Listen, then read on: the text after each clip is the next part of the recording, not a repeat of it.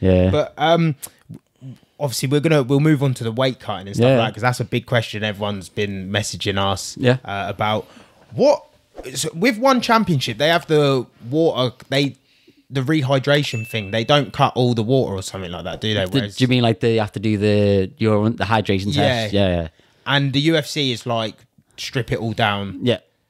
Is there ways of like cheating still with the rehydration? Yeah. So this is probably a topic which it's very hard to explain. I'll try and explain it as simple as possible. Yeah. So basically, you have to pass weight and pass hydration tests. So you have to piss in a cup, and they use a test called a USG, called a urine specific gravity. So basically, the urine specific gravity. So you piss in the cup, and then you'll put basically a dipstick in the piss, and a score will come up. And urine specific gravity measures the density of urine compared to the density of water. So when your urine is around 95% water, 5% like waste products, so just from metabolism, food you've eaten, etc. So when you dehydrate, body releases hormones to hold on to water. So then the concentration of your urine will go up, and then waste products. So then your USG score will be higher. Yeah. Does that make sense? Yeah. So that's how they try and say, well, if your score's higher, you're dehydrated, therefore there's a cut-off point and you fail the test. But hydration is probably the most complicated topic in all of like human physiology. It's not just a black and white, you piss in the cup if it's either that's going on. Because couldn't you hydrate just a couple hours before? Yeah, so what you could just be down in water, and next thing you know, you piss clean. Yeah, so basically the urine specific gravity score of water is 1.000. So as I mentioned before, like urine is consists of waste products. Main waste products like urea, creatinine, I said, all byproducts of metabolism. So then when you piss, that score isn't 1, it's a little bit higher. The USG score of one championship is 1.025. That's a cut-off point. If your score's any higher than that, you failed and you have to make weight and hydration again. The only problem... So you can be too hydrated?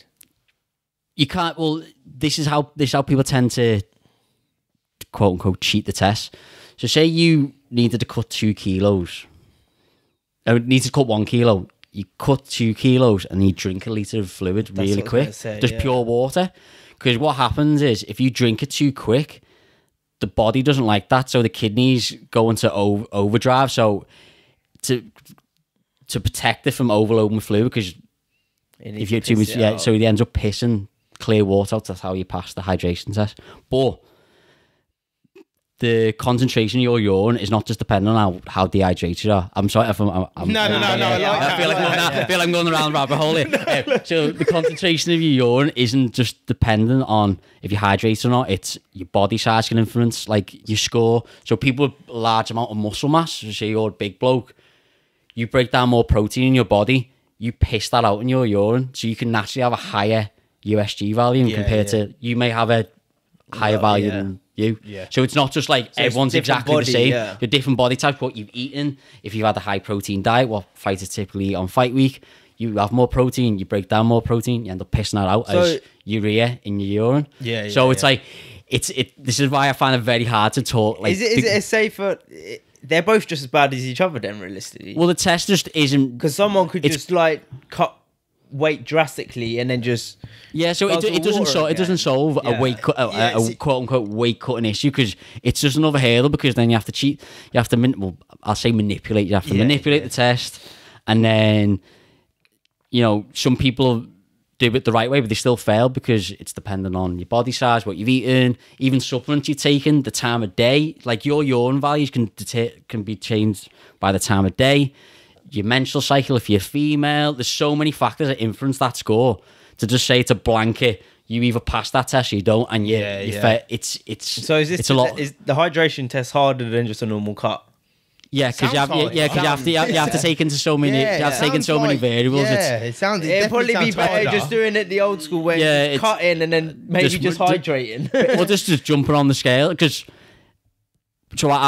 I used to live with a guy in Perth who's doing a PhD in hydration and combat sports. So like, I've been around him for the last couple months, and there is so many, as I said, there's so many variables that influence hydration. If you wanted to do it properly to really check if a fighter's hydrated, you take your blood, your tear osmolality it's called, urine sample. So you can't just take one and that's it. There's multiple factors that you need to take into account, and it's such a rabbit hole to go down. And realistically, that doing that sort of like program would have to be such a longer time frame. Yeah. That's what I mean. So the fighter is going to go and go, okay, here you go, Paul, we're going to take your blood, we're going to take your tear, you're going to piss in the cup, and we'll get back to your results in half an hour. That's if that was the right way, that would be technically I wouldn't say the right way, but the correct way to do it, to really indicate if they are dehydrated or not. But they're not going to do that. How long would it take? It'd take fucking ages. That many fighters. For a fighter, they probably would want to be sitting around that weight. Yeah, they're going to be sitting out. Oh yeah, let's wait. Let's wait if you see if you are dehydrated or not. You just sit there. You might have cut fucking couple of kilos, dying for a drink. Yeah. So I can see why they've done it, but the research has shown that a urine test isn't a good indicator of hydration because there's so many variables that influence it. Yeah, I know it's. I hope I'm confused. No. I sort of do. It's because when I was watching it, obviously when Joe Rogan was speaking about it, he says about the rehydration thing. I think because people say it's a rehydration, you have to be a certain hydration. It sounds healthier, but like when you're breaking it down like that, it seems people are still cutting the weight. People are still cutting the weight. It's like like this isn't stopping people from cutting weight. People are still cutting exactly the same weight, but then they're like, oh, okay, let's have a drink of water, boom. And then it's manipulating the fluid like balance, and they fail, and they're like, right, well, I've done it the way that everyone else does, so what we're meant to do, it's like, it just causes so many more problem solutions. So many foods can put you out of balance, your hormones can put you out of balance. Like, with females, menstrual cycle influence, the concentration of urine, time of day, so many, body size, food, drinking too much too soon.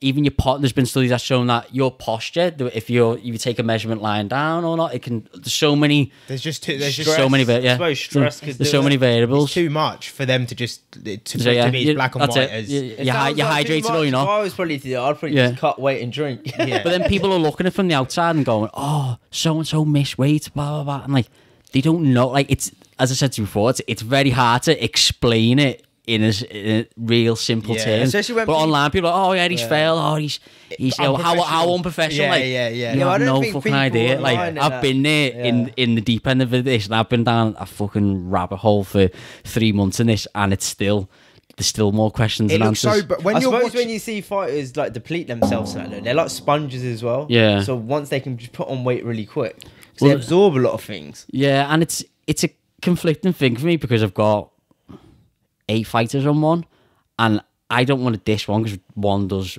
so many good things, especially for Thai. But there's got to be a point where it's like they've got to look at it and go, is this really working? And it's clearly not at the moment. But like in terms of like the organisation for what they've done for, like I said, especially Thai, it's amazing. The show's amazing. When to Singapore with Liam Haggerty, amazing. But it's that one test is just pretty much a load of bollocks. To put it simply, like, but. Yeah, hopefully it'll change soon. I can't see it, but